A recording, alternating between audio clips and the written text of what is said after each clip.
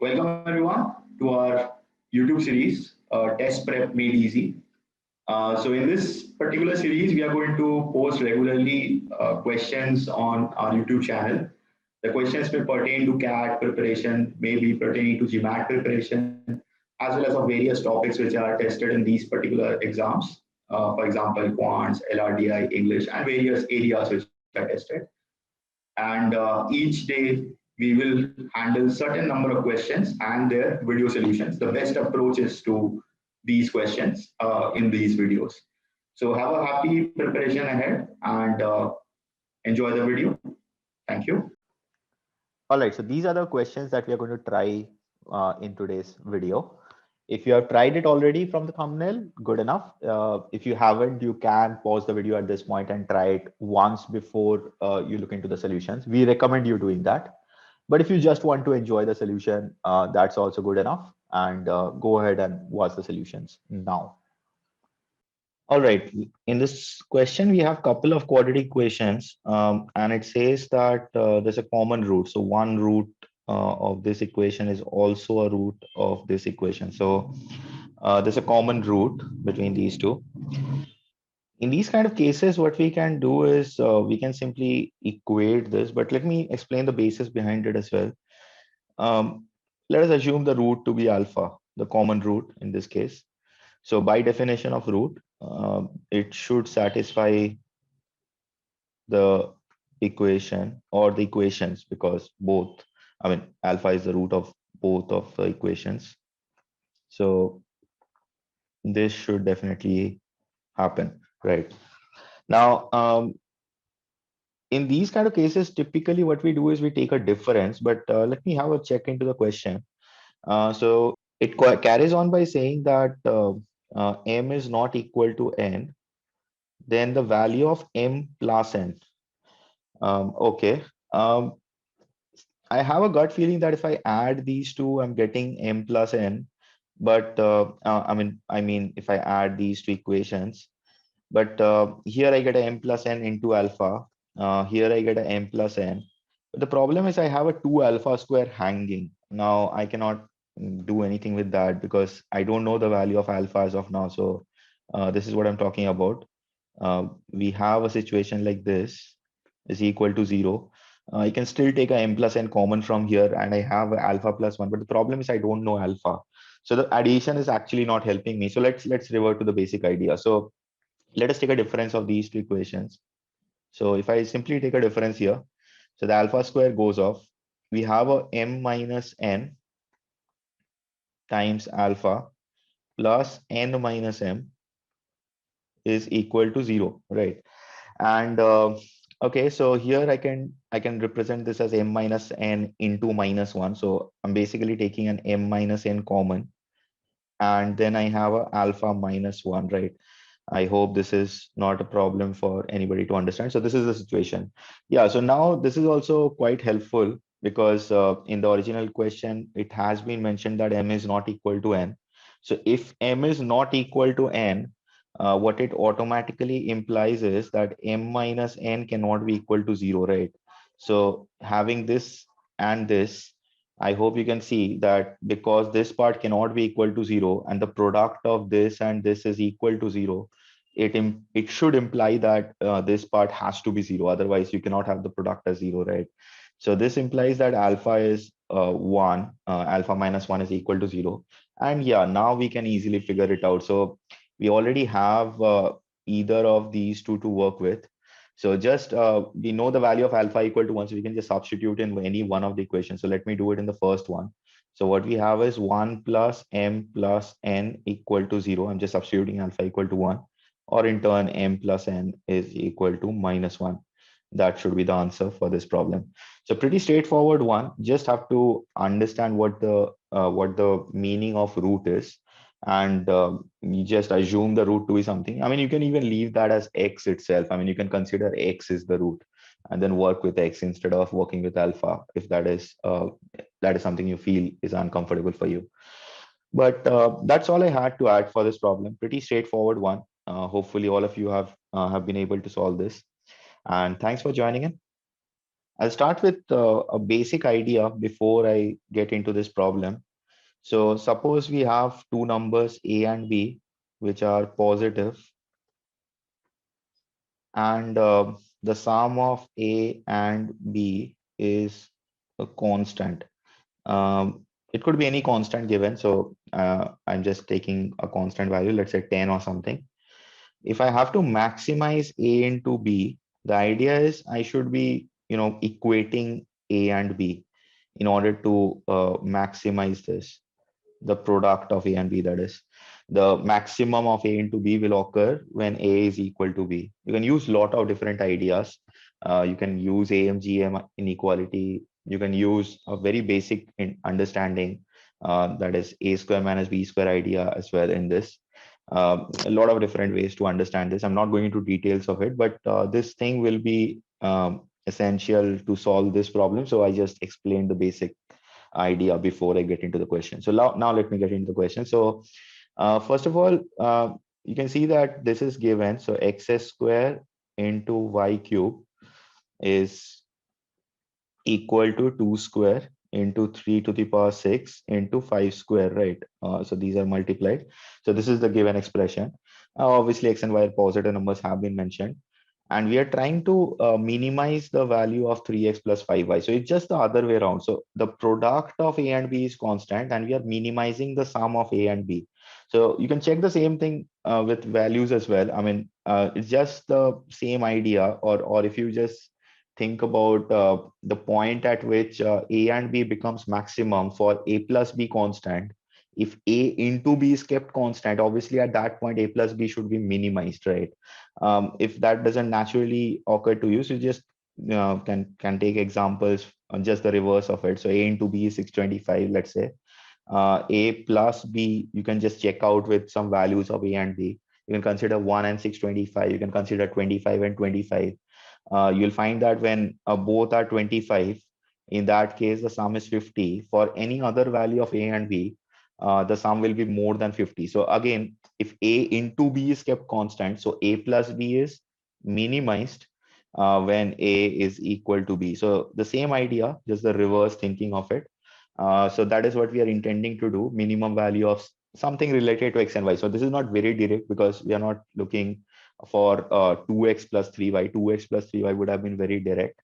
But anyhow, let me do a couple of changes to this particular expression that is given.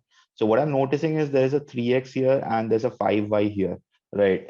So what I'm going to do is instead of x square, so we have an x square out here. So I'm just going to represent this as 3x whole squared. And instead of y, I'm going to represent it as 5y whole cubed.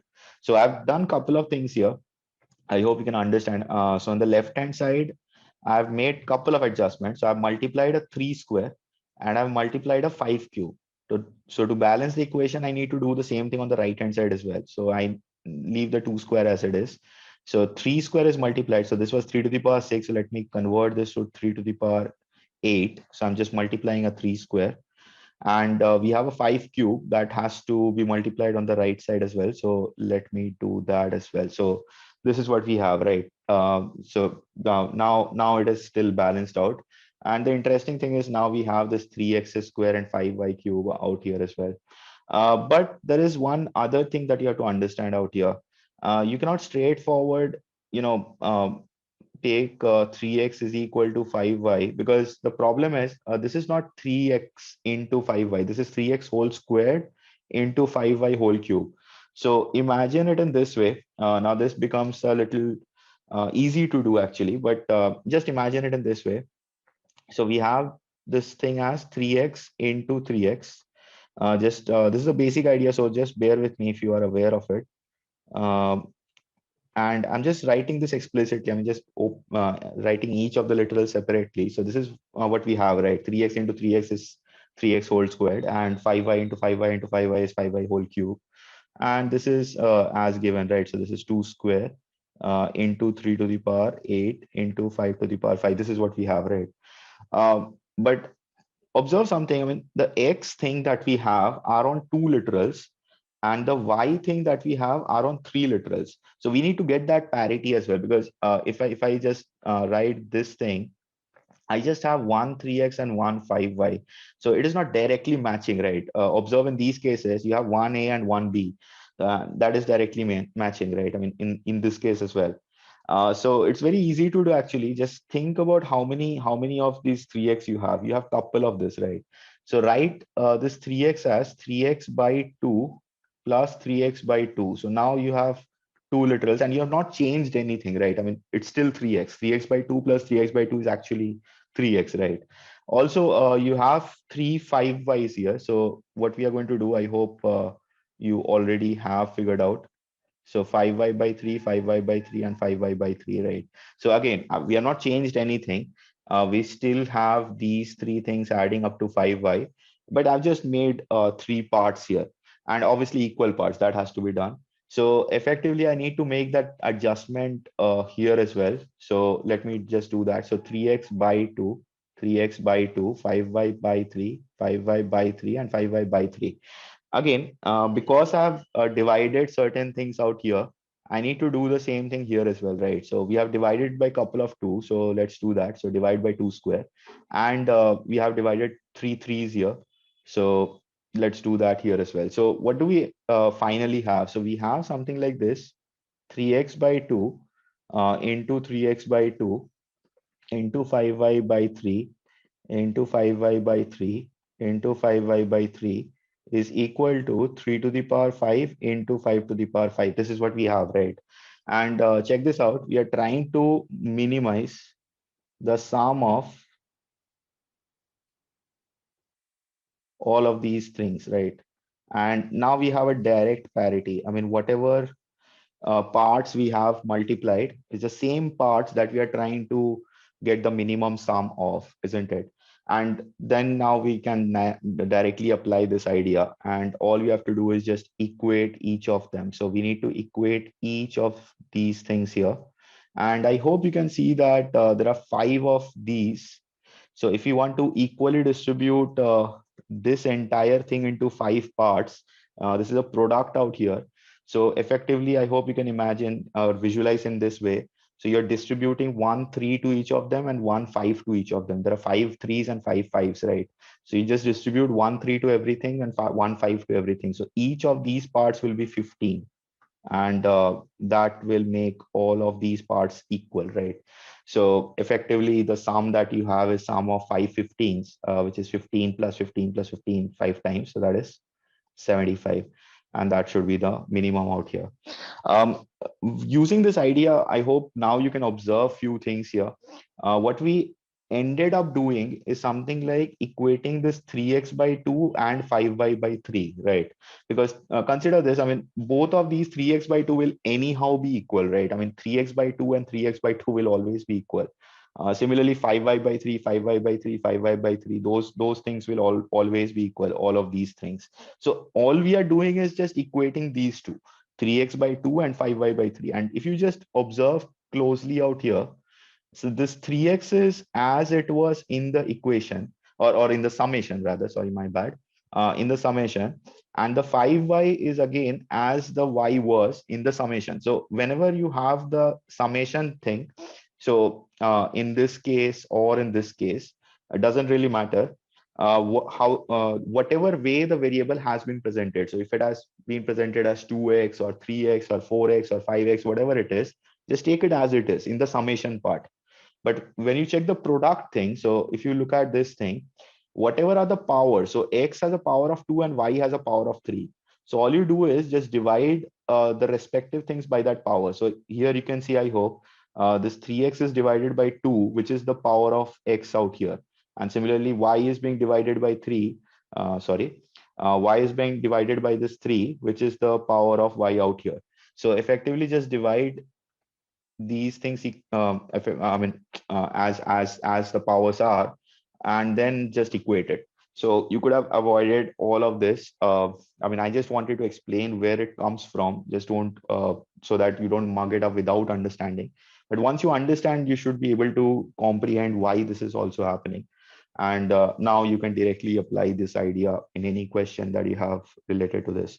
So yeah, so basically you can begin with straight away this. You can get the ratio of x and y, and using the ratio of x and y and this given information, you'll get the value of x and value of y at which it will be minimum.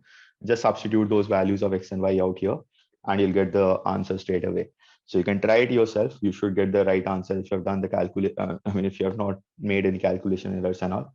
And yeah, that's all I had to add for this problem. Hopefully everything was understood. Thank you.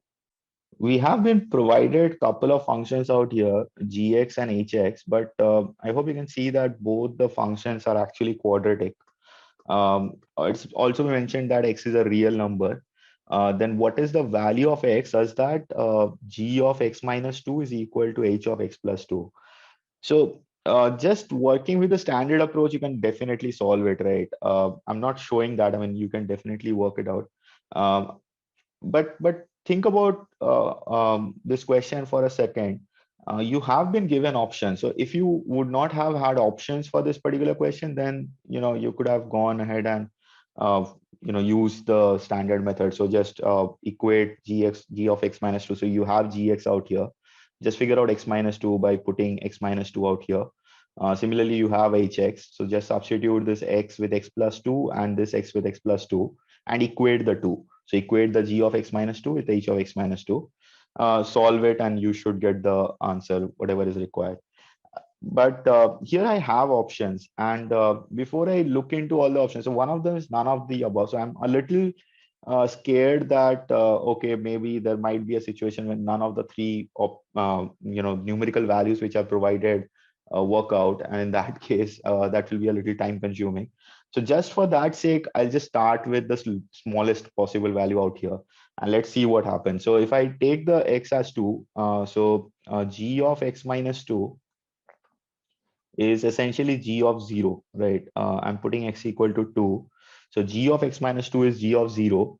And h of x plus 2 will be simply h of 4, right? So all I have to do is I have to substitute 0 in this function, x equal to 0 in this function. So that is g of 0 I'm trying to figure out. So let's do that. So 3 into 0 square plus 8, which is nothing but 8. And h of 4, by the way, so this is 3 into 4 square. By the way, don't read it as a point. So this is multiplied, and we have 4 into 4 minus 56, right? So this is 16 and into 4, and this is also 16, by the way. So 16 into 3 plus 16 is 16 into 4, right? So this entire thing should be 64 minus 56, which is also 8. So I hope you can see that these two matches. So if these two match, then the g of x minus 2 has to be equal to h of x plus 2. So luckily, b equal, x equal to 2 works. Option B, that is. If it didn't work, I might not have tested with 18 and 20. I would have gone by the basic approach. So I would have just equated g of x minus 2. I'll just pause here for a minute. Those who are not experienced for this kind of problem, I hope you can see that if gx is this, then g of x minus 2 should be this, right?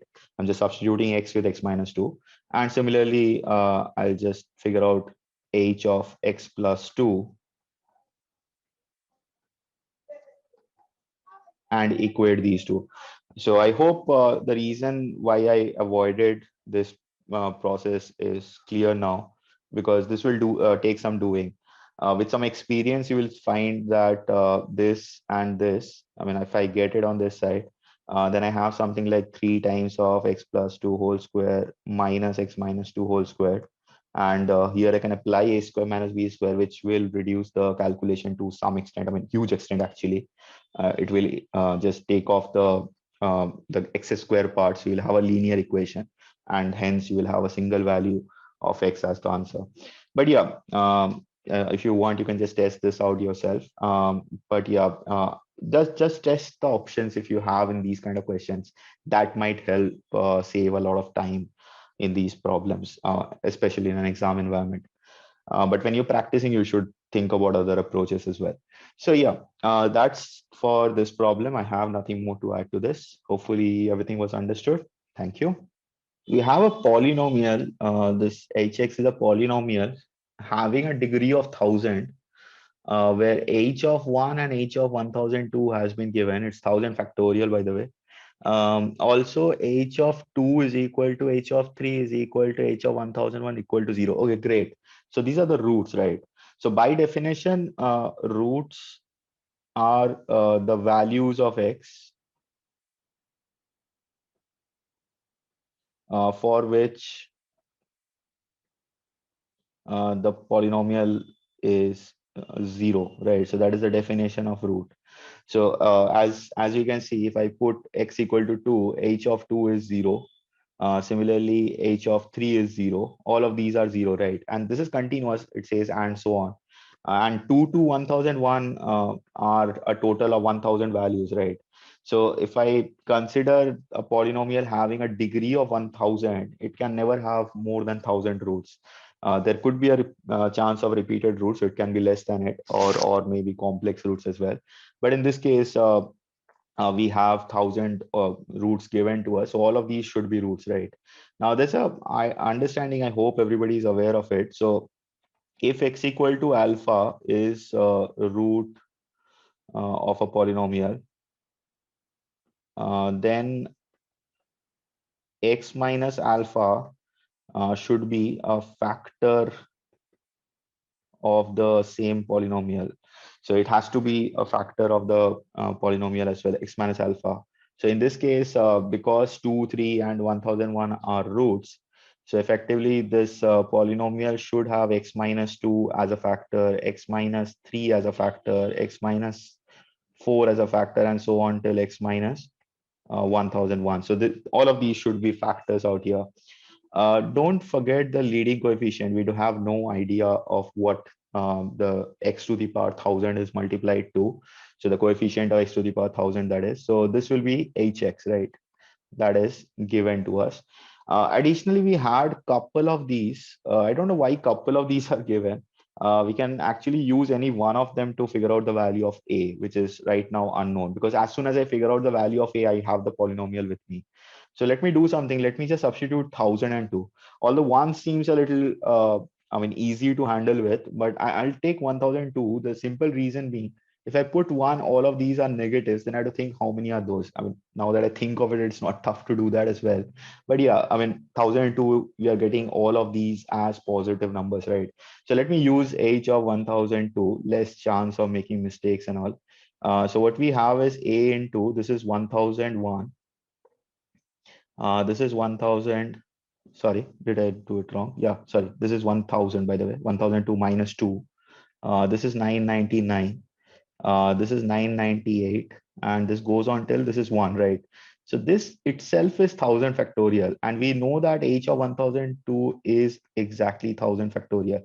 So in this case, there is a chance that you may not make a mistake even if you forget this a, because you're getting the a as 1, but this is always not going to happen. So don't forget to multiply the leading coefficient once you have the factors. So sometimes the value of a may not be 1. So, but in this case, it is 1. So what we effectively have is h of x is nothing but, or let me do this. I hope this was understood. So we get the value of 1. This is also 1000 factorial. So it cancels off and you have a as 1. So let me just take this off. So a is 1. So hx is simply this, right? So yeah, once we have hx, now all we have to do is just substitute 1003 and 0 and get this value, which is required. So let's do that quickly. So h of 1003 by h of 0.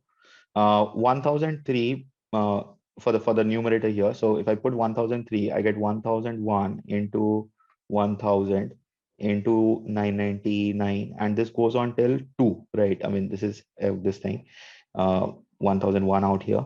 And in the denominator, I have a minus 2, I have a minus 3, I have a minus 4, and so on, right?